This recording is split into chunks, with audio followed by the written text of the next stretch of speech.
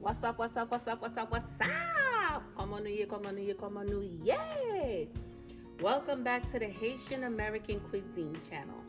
Don't forget to hit the like, subscribe, and turn on your notifications in order to receive continued videos that I will be uploading from the Haitian and American cuisines.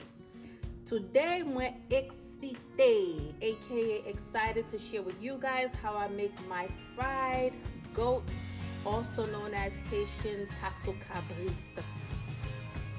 So I'm just going to jump right into it. First, I'm going to introduce the seasonings that I'm going to use, which is black pepper. I have some Lowry seasoning salt, onion powder, because I'm big on onion powder, depending on what the dish is. And then here I have some non-MSG chicken bouillons. Then following to my right here, I have my homemade seasoning, aka épices en créole. This right here is my, I have some hot sauce. And then, believe it or not, yes, you see it right, I have some beer.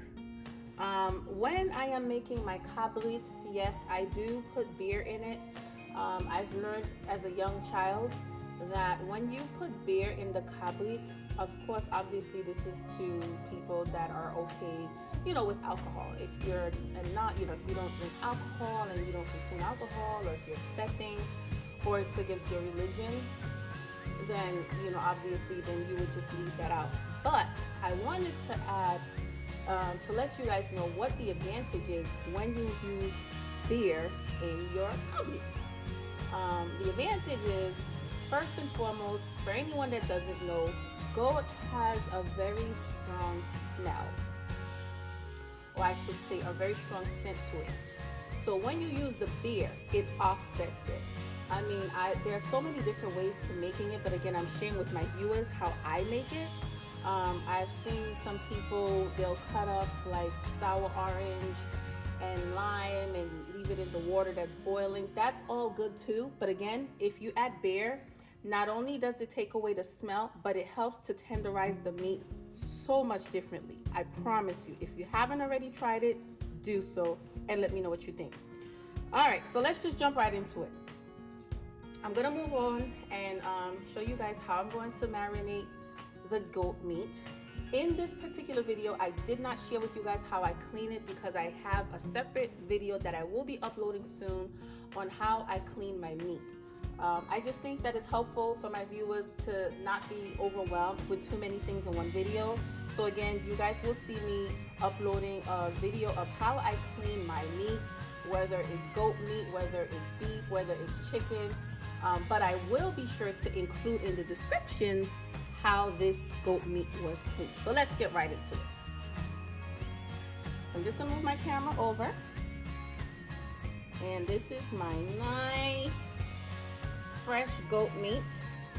Just gonna share with you guys what it looks like. You know, nice chunks. This is one of my favorite bones from the goat. Okay? Et puis en avant. So I'm just gonna pour some beer. Okay, I didn't pour the whole thing, but this is about half the bottle. I think that's sufficient enough. Then I'm gonna add in the épices, which is also known as, it's basically homemade seasoning. And I'm also gonna have a separate video uploaded shortly of how I make my épices and what it consists of. And then I just dive in my seasoning. So like I said, non-MSG, trying to eat healthier, of chicken bouillon, my onion powder, and the black pepper.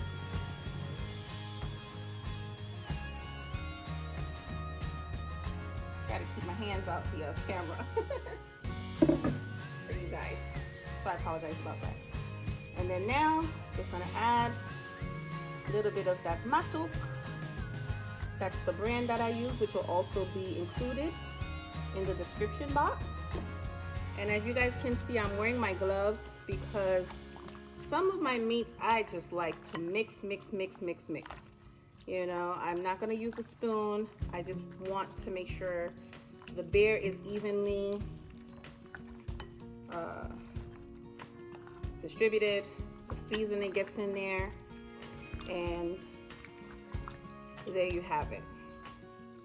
Stay tuned for part 2 of the video, but just letting you know, once I go ahead and mix it all in to make sure it's all nicely seasoned in together, I do leave this in overnight just to make sure that it's very well seasoned. And then following what I do is I personally use a pressure cooker when it comes to certain meats, such as goat meat, kabrit. I just find that it cooks it faster and better, and it gives it more tenderness. Again, I'm very big on the tenderness of the meat itself. So I'm just going to, again, I'll introduce part 2 of the video after it's been boiled in the pressure cooker tomorrow. Okay, just sharing with you guys what my kabrit looks like coming out of the refrigerator overnight. Okay guys, time to check on the goat meat.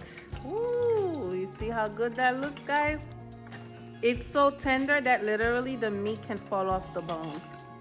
And that's the effect that you want it to have.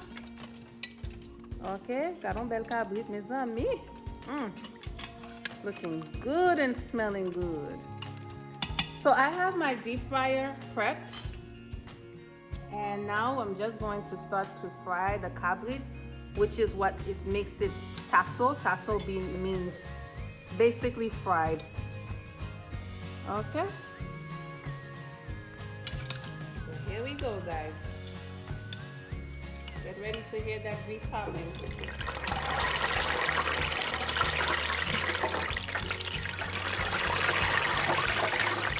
I usually like to just put a few pieces. You know, that tells me how hot my grease is. And for those of you who do not have a deep fryer at home,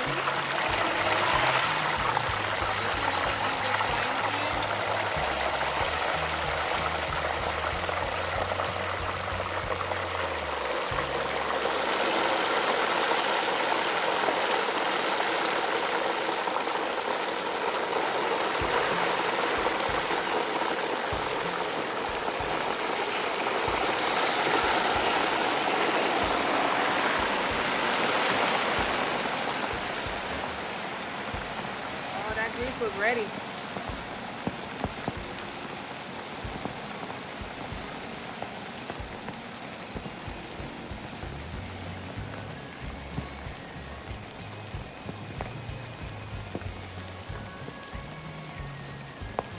Typically, when you're frying the goat, guys, I would say it takes about, I wouldn't let it fry for more than 4 minutes, but you're gonna know when you take it out. For instance, we just put it in, it's still like that really light color. That's not the color that you want the meat to have. Your meat should be a nice brown color. Not dark, not too dark, not to the point where the meat feels hard, because if the meat feels hard, that's an indication that it's very dry. But if it's a nice brown color, that tells you it's nice and tender. And you'll see later on what I mean by that. Hope you guys enjoyed this video. Please don't forget to hit the like, subscribe, and keep your notifications on so you can continue to receive notifications as I upload new videos in the Haitian and American cuisine. Bon appétit, messieurs, dames.